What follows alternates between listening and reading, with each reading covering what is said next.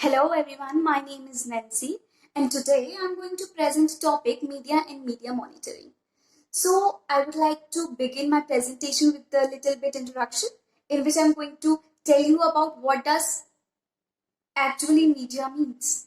So media, which is usually refers to mass media, which is any medium that provides citizens with information regarding all the current affairs of any area at a large scale. It is unbiased reporting of facts through print, television, radio, or internet.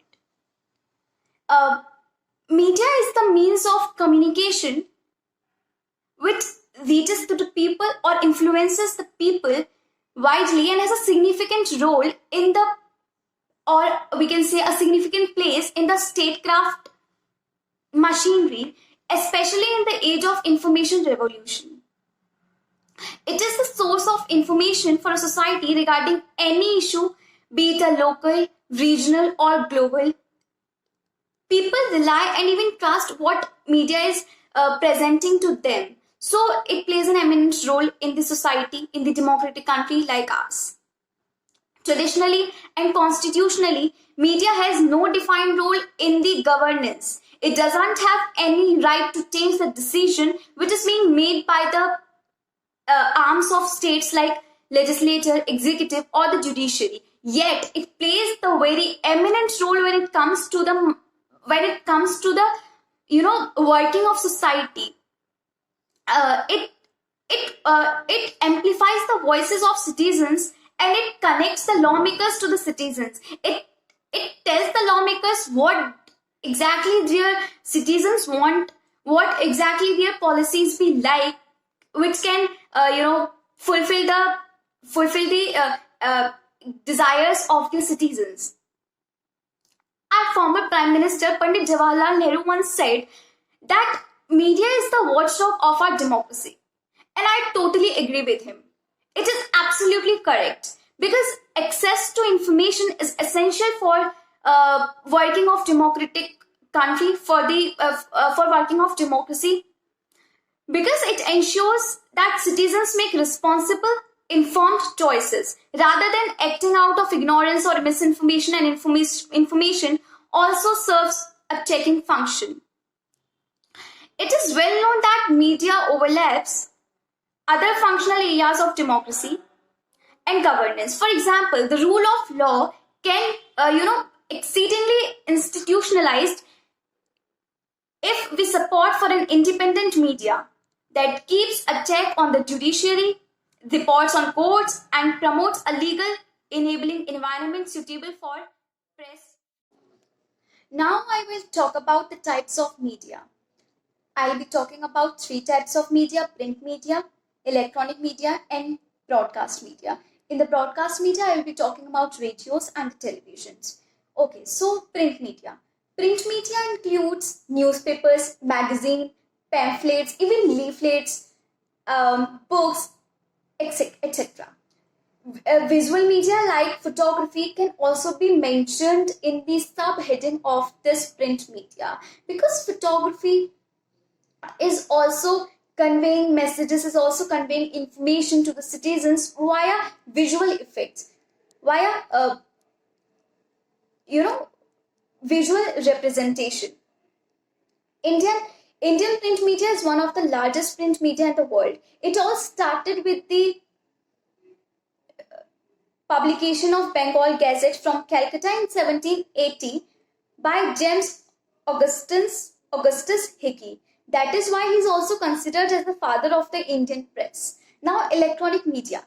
Electronic media means the media which can be operated by electricity, or in a broader sense, or in broader terms, we can say that it is electronically transferred data. Internet, email, and for that matter, fax and mobiles are some of the examples of print media.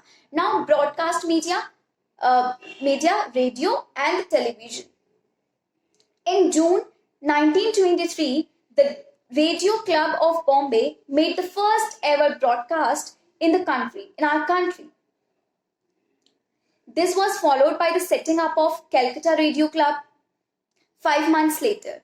And when it comes to television, television, as we all know and as we all agree with this, that television is the great wonder of modern science, great invention of modern science.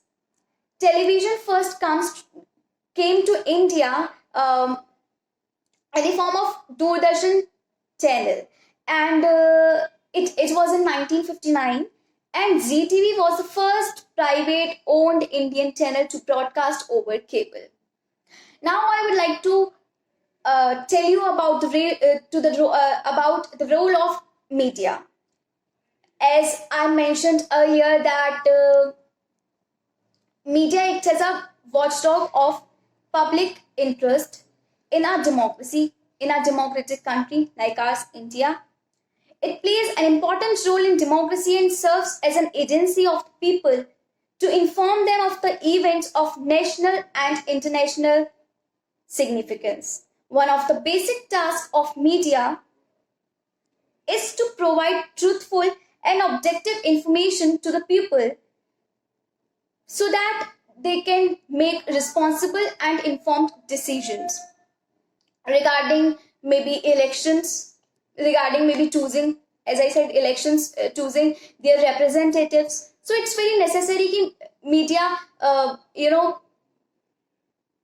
present a very truth information to the citizens, because they rely on that, they even trust on the media. So media plays an eminent role in the democratic country. Media is considered as the fourth pillar in democratic countries, along with the legislature, executive, and judiciary. Its importance in influencing readers can be gauged by the role it played during the freedom struggle, politically educating millions of Indians who joined leaders in their fight against British imperialism. The role of media in Indian democracy was undergone a massive change from the days of press censorship, as we all know, in the emergency era in 1975, to being influential in the 2019 Lok Sabha elections. When it comes to elections, media plays an eminent role. It brings out to people the information regarding what is the agenda of any political party, what it is going to do in if it comes to power. So when it comes to elections, it is very essential to have an independent media.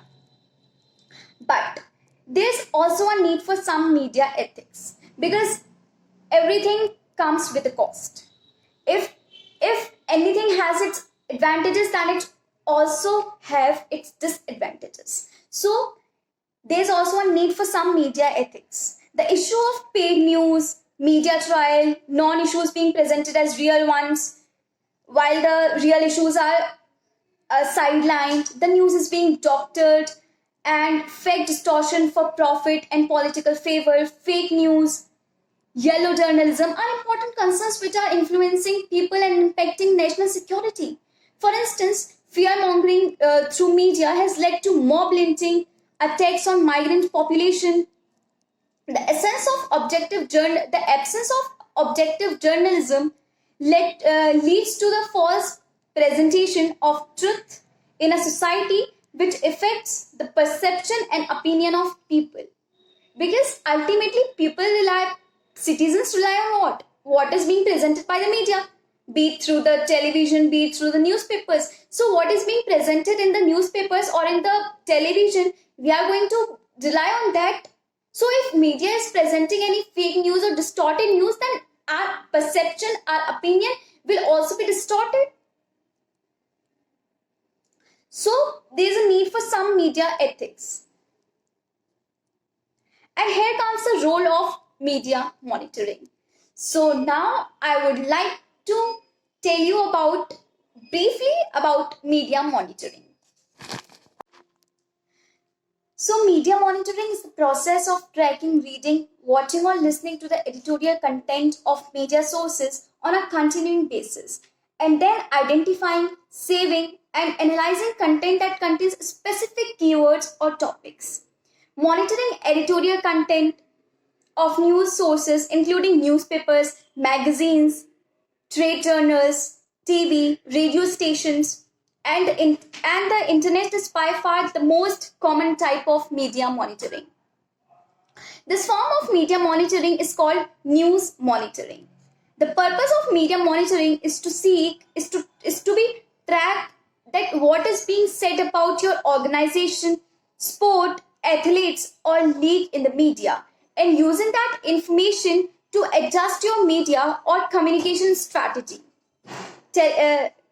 Traditionally, media monitoring tracked the content of radio, television, and newspapers. Today, however, media monitoring extends to blogs, social media, and even online reviews. If someone's talking about your organization, you want to know about it.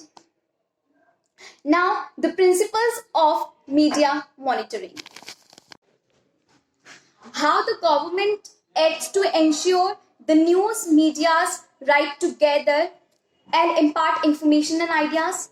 Second, how the government and the news media act to provide access to political parties and candidates to that they may effectively and directly communicate with people with the public during election campaign periods. Third, how the government and the media act to ensure accurate and fair coverage of political parties and candidates news and information reporting. And the last one is how the government and media act to educate the electorate about how and why to vote. So these are the principles of media monitoring, and now I would like to conclude my presentation. So in developing countries like India, the media have a great responsibility to fight backward ideas such as casteism and communalism and help the people in struggle against poverty and other social evils. Hence, having journalistic ethics in place becomes very important.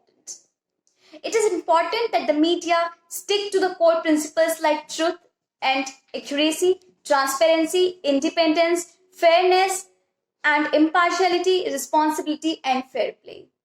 Thank you.